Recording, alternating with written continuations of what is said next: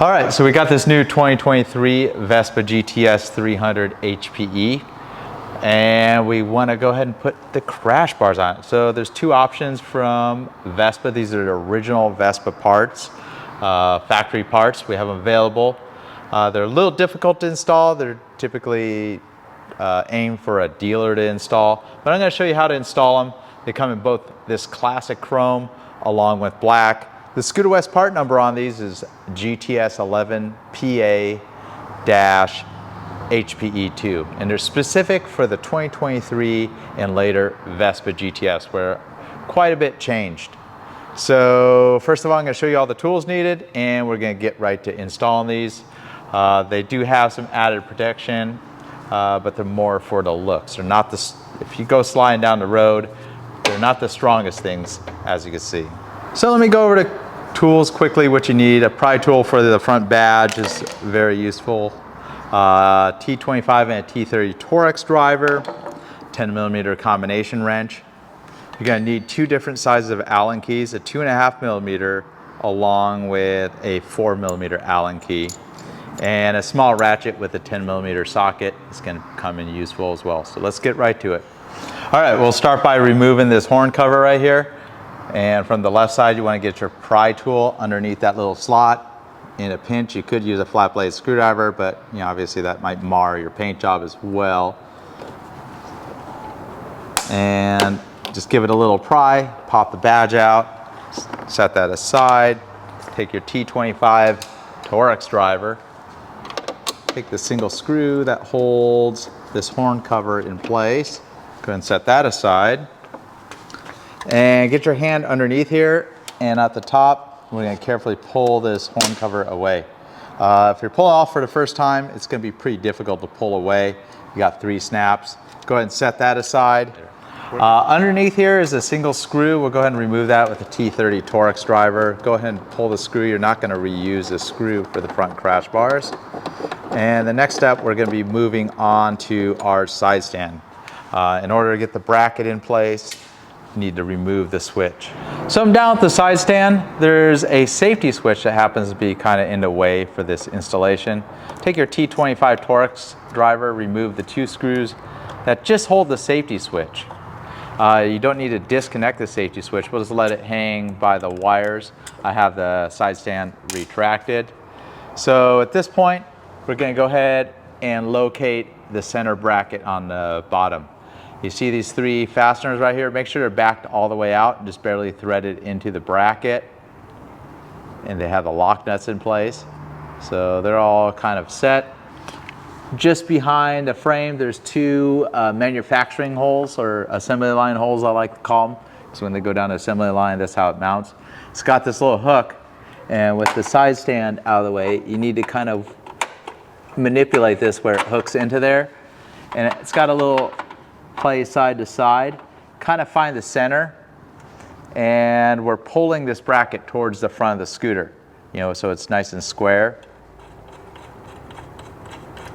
And I'm going to go ahead and thread these all up by hand. And with any accessories, I like to do everything by hand first, and then move on to using either power tools or doing the final torquing of these fasteners. So right now it's just all hand tight, just in case we got to move it. You never know, all this stuff, sometimes the tolerances aren't quite as good as the standard replacement parts on a scooter with accessories, so they need a little manipulation to get fit. So you need a 7/16 drill bit, around, 10mm if you're doing that with a metric drill bit. You can locate this little dot right here, and if you're real steady with your hand and have a really sharp drill bit, you can just go for it. If you're not sure, you may want to use a center punch. You go ahead and drill this all the way through. So once you're all the way through your horn cover, got the nice hole in the spot you need it.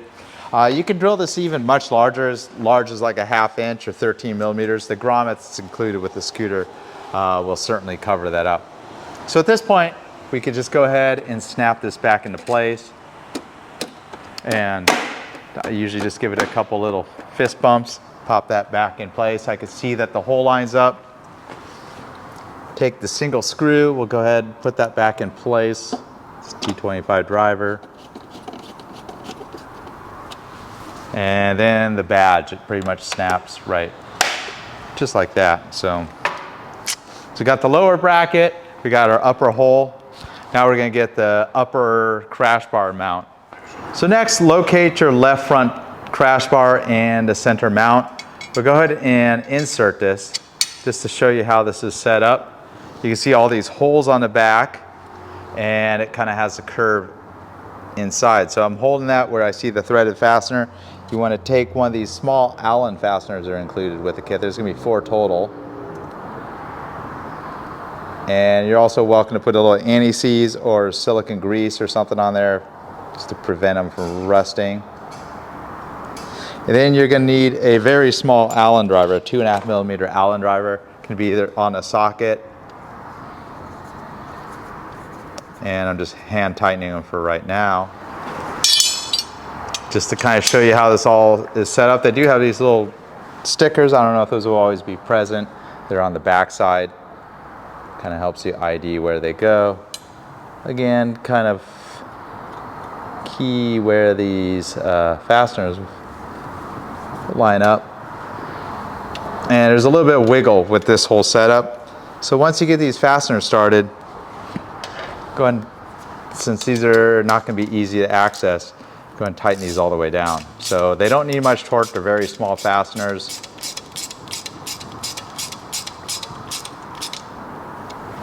And even when they're tightened up, it still has a little bit of wiggle room on adjustment.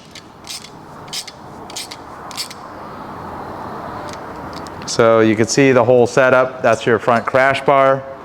So go ahead and locate this longer stainless steel Allen screw. It's also got this Belleville washer. It's kind of got a dome to it. The dome kind of faces out. Drop that in place.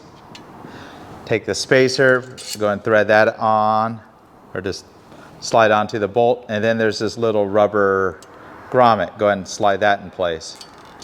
And then we'll carefully rise this crash bar, making sure we're not dragging it across any of the bodywork, and line it up with this hole. I'm kind of holding the whole contraption, and we'll carefully start threading that into the frame of the scooter. So I got a 4 millimeter Allen. Of course, one that goes on the end of a socket is going to be the most ideal for this. And we're just going to carefully thread this almost all the way in place, making sure you're not dragging any of your tools across the bodywork of the scooter. So I'm just kind of lifting some of the weight off the crash bar. And I can tell it's threading right into that fastener. I'm going to stop right about here. So there's a little bit of wiggle still left in there. And then we're going to move on to the bottom. So go ahead and slide each of these mounts on, and then take your last 2 small Allen screws and take your 2.5 millimeter Allen. Go ahead and start those in place. Move on to your right, do the same. And if anything's a little bit difficult, you may want to loosen stuff further. And in some cases, you may need to bend some of the bars. Sometimes I'll bend them on my, use a vise to bend them a little bit just to get a better fitment. And of course, always the last one's always the hardest one. There we go. So that's in place. And as you can see, everything's loose. So there's a lot of wiggle in this whole setup. So I'll move back up to this since we know the center fastener is pretty much a fixed point. And we'll go ahead and tighten this all the way down. Kind of be a good idea to hold the bars kind of where you think they're centered. So there's a little bit of wiggle in this fastener here. And if you're wondering how much to torque this to, about 7 foot-pounds. I'm just doing it pretty snug. There's a little grommet underneath here. You can roll that little grommet over so it kind of covers up the remaining hole. It works perfect on this black scooter here. And then I'm just gonna step back and look to see what I need to do to center these bars. So kind of use my fingers, has a little bit more gap this way. And there's a little bit of adjustment because we have that bracket down below is still loose. I can see that it's just touching the bodywork just ever so slightly there. So you may need to pull it back. Something about right there looks pretty good. And at this point, we're gonna use our 10mm socket and tighten the 3 fasteners that hold that bracket on the center of the frame.